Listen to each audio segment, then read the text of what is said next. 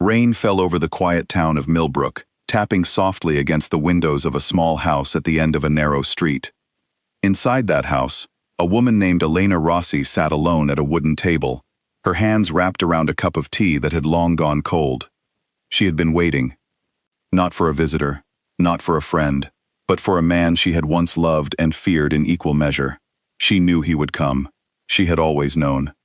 Outside, a line of black cars rolled slowly down the street, their headlights cutting through the rain like knives. The cars stopped in front of her house, and a tall man stepped out from the back seat. His name was Dante Marchetti, and for 11 years he had carried a single purpose inside his chest like a stone: to find the woman who had betrayed his family and make her answer for it.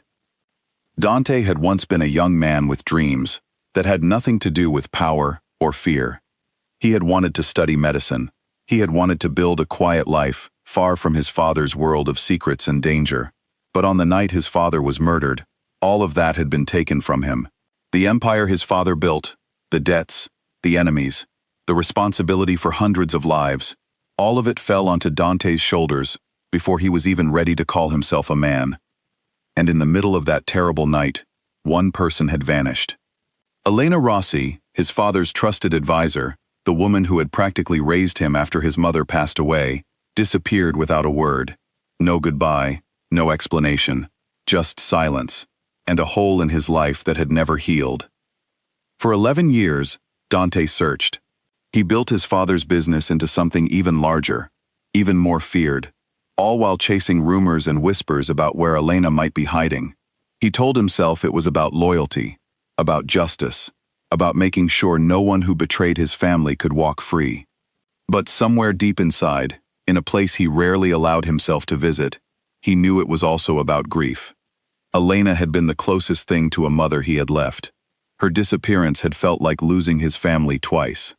Now, standing in the rain outside her door, none of that mattered. Only the plan mattered. Walk in, get answers, do what needed to be done. He pushed the door open without knocking.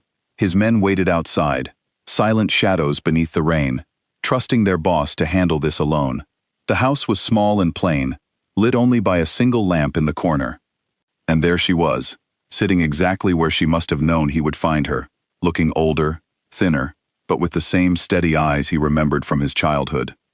"You know why I'm here," Dante said. His voice was calm, but it carried the weight of 11 years. Elena did not stand. She did not reach for a phone or a weapon or an excuse. She simply looked at him the way she used to when he was a boy who had scraped his knee and needed comfort more than lectures. "I do," she said quietly. "You think I ran because I betrayed you. I don't think it. I know it." Dante's jaw tightened. "You disappeared the same night my father died. No note, no call, nothing. For 11 years I searched every corner of this country for you, and now I find you living quietly in a house like nothing happened." "Nothing happened?" Elena's voice cracked slightly, though her composure held. "Dante, everything happened. You just never knew the truth of it." He almost laughed at that, a short, bitter sound. "The truth? You want to talk about truth now, after 11 years of silence?" "I wanted to talk about it every single day," Elena said, her hands finally beginning to tremble around her cup. "But I couldn't, not without putting someone else in danger." Dante's patience, thin as it was, began to fray. He stepped further into the room, letting the door close behind him, shutting out the sound of rain, and leaving only the quiet hum of the old lamp. "There is nothing you can say tonight that will change what happens next," he said. "You left us to clean up the wreckage of a war we didn't start. My father's enemies came for everything he built. I had to become someone I never wanted to be, just to survive. And you were nowhere. So don't tell me about truth. Tell me why I shouldn't do what I came here to do." For a moment, Elena said nothing. She looked down at her hands, at the tea gone cold, at the small ring on her finger that Dante didn't recognize. When she looked back up, her eyes were wet, but her voice was steady. "There is one name," she said.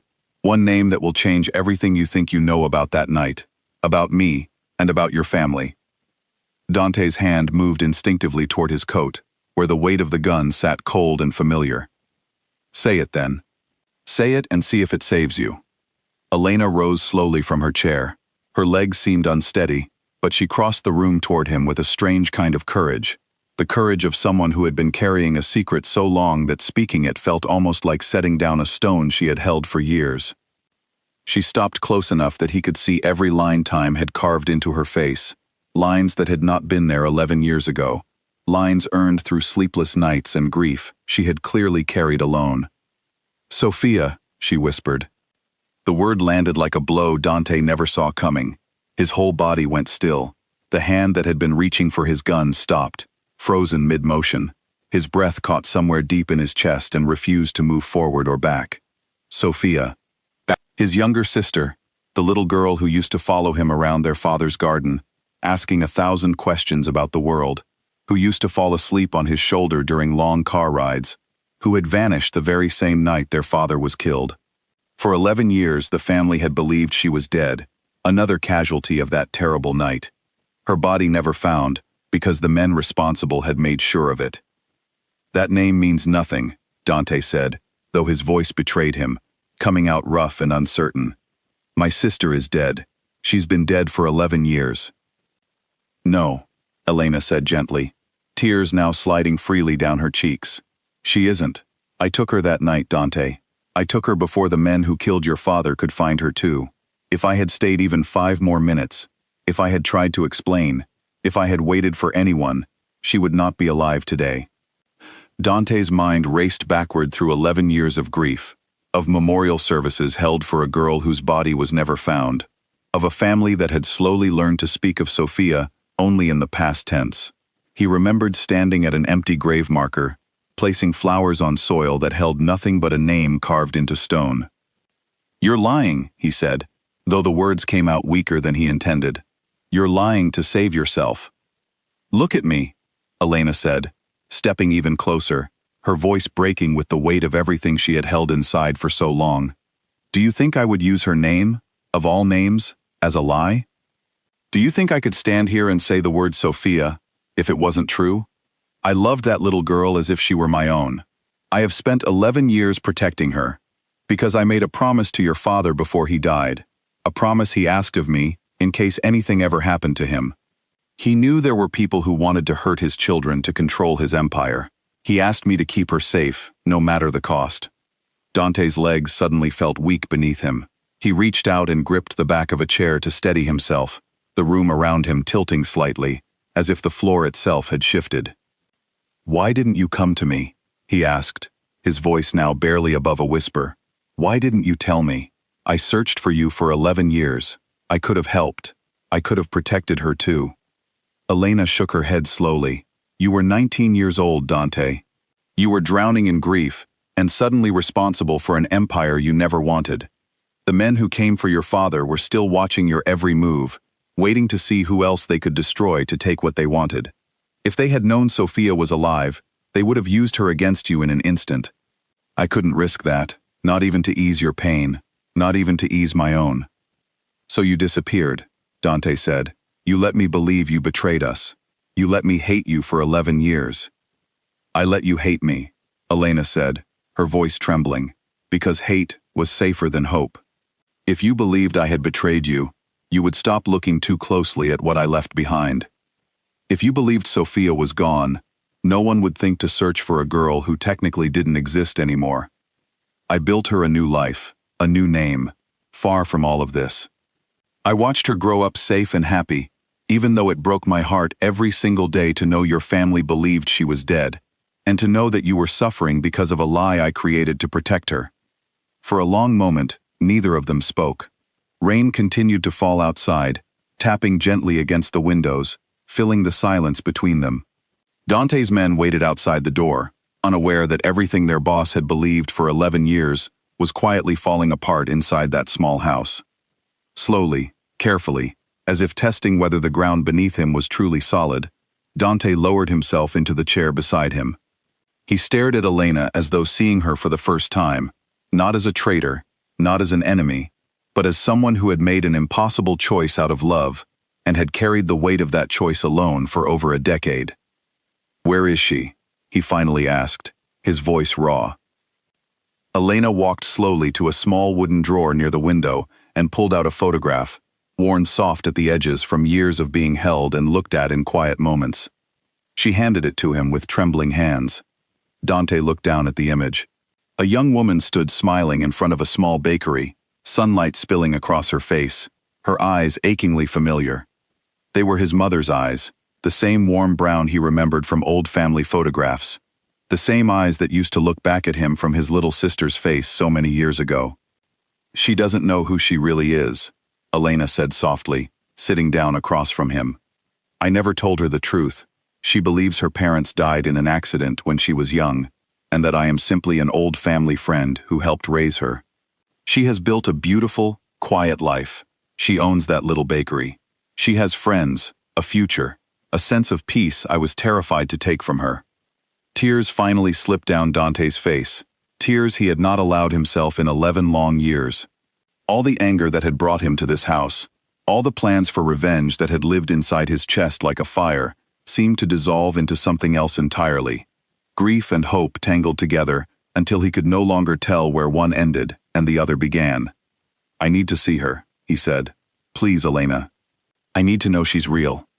Elena reached across the table and gently took his hand, the way she used to when he was a small boy who had fallen and scraped his knee. "I was always going to tell you," she said. "I just needed to know, if you ever found me, that you were searching for truth, not for revenge. Tonight, when you walked through that door, I saw it in your eyes before you said a word. Somewhere underneath all that anger, you still wanted to understand. That's when I knew it was finally safe to tell you." Dante wiped his face with the back of his hand, feeling, for the first time in over a decade, something other than grief and duty. He felt the smallest flicker of hope, fragile but real, spreading slowly through his chest. "Take me to her," he said quietly. "Not tonight, not like this, but soon. I want to know my sister again." Elena nodded, her own tears finally falling freely, not from fear this time, but from relief. 11 years of carrying a secret so heavy it had shaped every decision of her life were finally beginning to lift. Outside, the rain slowly softened into a gentle mist, the kind that seems to wash the world clean rather than punish it. Dante's men waited patiently by the cars, unaware that the boss who had walked into that house seeking revenge would walk out having found something far more valuable: family, truth, and the beginning of healing he never thought possible. In the weeks that followed, Dante did not rush things.